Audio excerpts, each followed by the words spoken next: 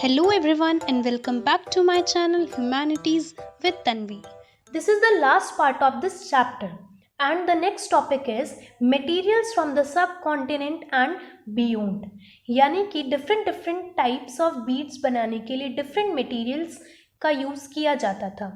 तो उन materials को procure करने के लिए उन्होंने दो टेक्निक्स का इस्तेमाल किया. First is they established settlements, यानी कि उन्होंने छोटे छोटे सेटलमेंट्स बना लिए उस एरिया के आसपास जहाँ पर वो मटेरियल मिलता था. जैसे कि नागेश्वर एंड बालाकोट से शेल मिलता था.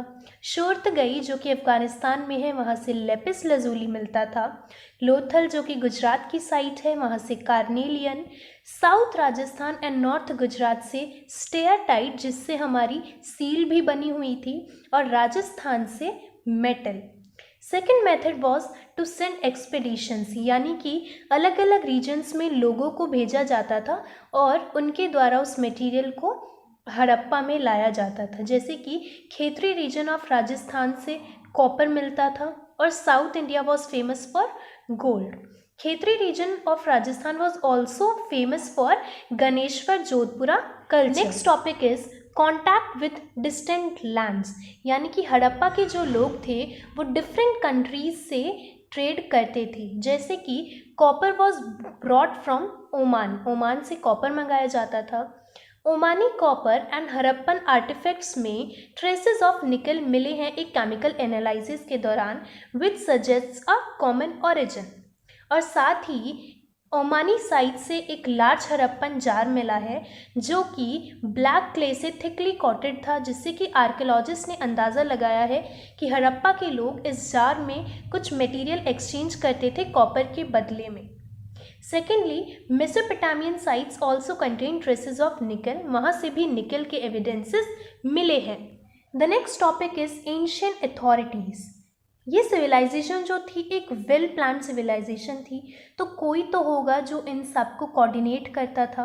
सो इसके लिए आर्कियोलॉजिस्ट ने डिफरेंट ओपिनियंस दिए हैं. जैसे कि कुछ ने कहा है नो रूलर्स इक्वल स्टेटस, कि कोई रूलर नहीं था, सभी का इक्वल स्टेटस था. Some said there were not single ruler but several rulers. Some said there was a single state. And बाकी कुछ ने कहा है that there entire communities made decision collectively, कि सभी जो कम्युनिटीज़ थी वो मिलके एक डिसीजन लेती थी.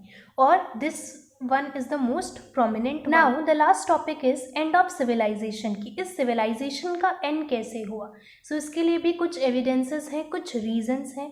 एविडेंसेस हैं कि जो आर्टिफैक्ट्स थे वो धीरे धीरे डिसअपियर होना स्टार्ट हो गए, जिससे पता चलता है कि सिविलाइजेशन एंड हुई.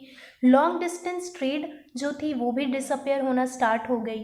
इसके साथ ही लार्ज पब्लिक स्ट्रक्चर्स जो थे वो भी धीरे धीरे ख़त्म हो गए. और हाउस कंस्ट्रक्शन की जो टेक्निक थी वो भी बहुत बिगड़ चुकी थी, बहुत लो हो चुकी थी. अब इस सिविलाइजेशन के एंड होने के बहुत सारे रीजंस हो सकते हैं, जैसे कि क्लाइमेट चेंज, डिफॉरेस्टेशन, या फिर कोई एक्सेसिव फ्लड आई हो जिससे कि पूरी सिविलाइजेशन जो है वो तबाह हो गई.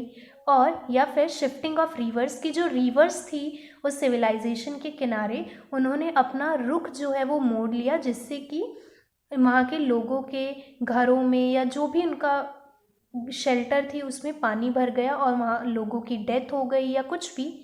और fifth is spread of epidemic, यानी कि कोई महामारी फैल गई जिससे कि इस सिविलाइजेशन का एंड हुआ.